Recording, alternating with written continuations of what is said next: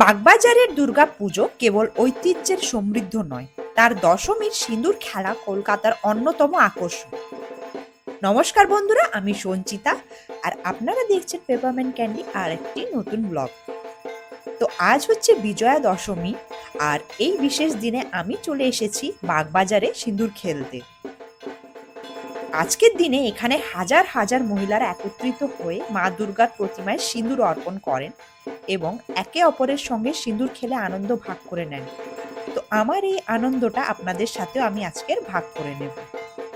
তো রঙিন সিঁদুরে আজকের কিন্তু চারিদিকটা ভরে উঠেছে আর প্রতিটি মুখে যেন দেখা যাচ্ছে আবেগ, ভালোবাসা ও বিদায়ের ব্যথা।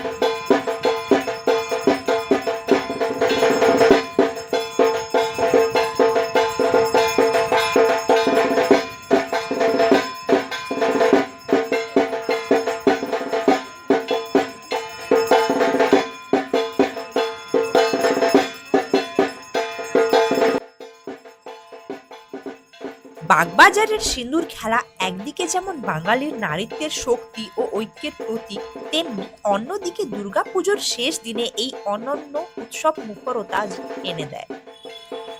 ঢাকের তালে, শঙ্খধ্বনিতে ও উল্লাসের আবহে এখানে সিঁদুর খেলার দৃশ্য সত্যি অতুলনীয়, যেটা হয়তো ভাষায় প্রকাশ করতে পারবো না। আপনারা যদি কোনোদিন সম্ভব হয় তো এই বাগবাজারের সিঁদুর খেলা অতি অবশ্যই একবার এসে দেখবেন।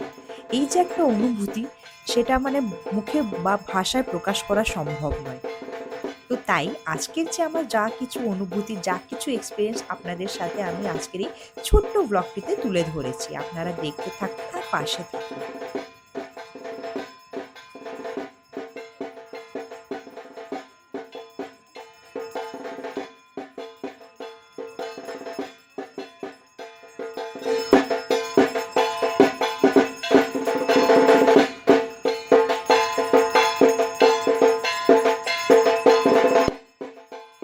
মায়ের পায়ে সিঁদুর দেওয়ার পর আর বাকি ওখানে লক্ষ্মী, গণেশ, কার্তিক, সরস্বতী, ওনাদের বাহন সবাইকে সিঁদুর আর মিষ্টি দেওয়ার পর এখন আমরা নিজেদের মধ্যে একটু সিঁদুর খেলে নিচ্ছি।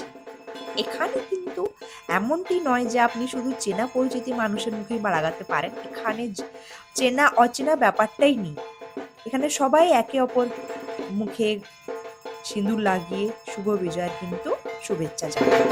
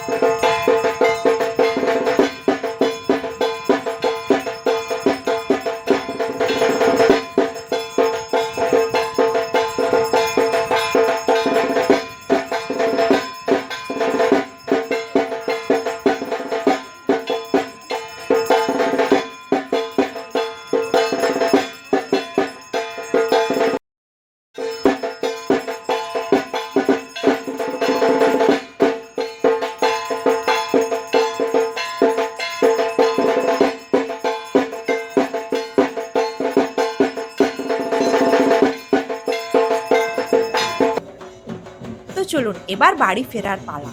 তো বাড়ি ফেরার পথে রাস্তায় দেখা হলো বেশ সুন্দর একটি প্রতিমা। এটি সম্ভবত বাড়ির প্রতিমা। তো এই প্রতিমাটি বিসর্জনের জন্যই যাচ্ছিল। তো ভাবলাম আপনাদের সঙ্গে একটু শেয়ার করি।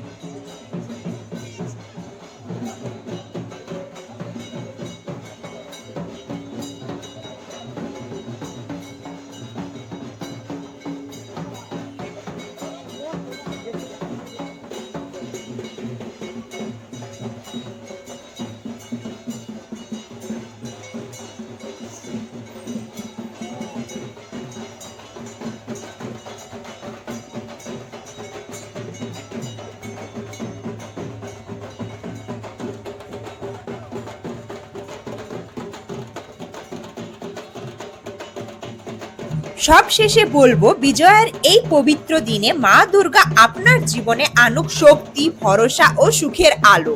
শুভ বিজয়ার এই দিনে সকলের জীবনে আসুক নতুন আশা, নতুন পথ চলা আর অফুরন্ত আনন্দ।